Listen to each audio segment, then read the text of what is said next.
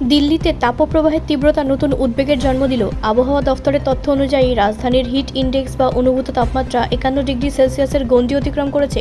বাস্তব তাপমাত্রা এর চেয়ে কিছুটা কম হলেও বাতাসের আর্দ্রতা ও পরিবেশগত অবস্থার কারণে মানুষের শরীরে যে তাপ অনুভূত হচ্ছে তা 51 ডিগ্রিরও বেশি। এর ফলে জনজীবন কার্যত বিপর্যস্ত হয়ে পড়েছে।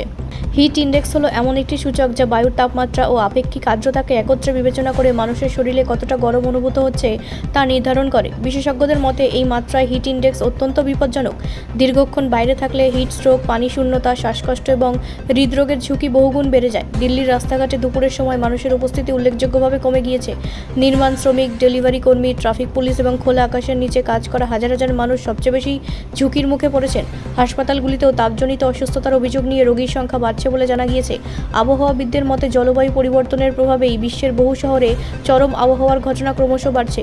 দ্রুত নগরায়ন, কংক্রিটের বিস্তার, সবুজের অভাব এবং তাপ শোষণকারী অবকাঠামোর কারণে দিল্লির মতো মহানগরে আরবান হিট আইল্যান্ড প্রভাব আরও তীব্র হচ্ছে। ফলে রাতের তাপমাত্রা স্বাভাবিকের তুলনায় অনেক বেশি থাকছে, যা মানুষের শরীরকে বিশ্রামের সুযোগ দিচ্ছে না।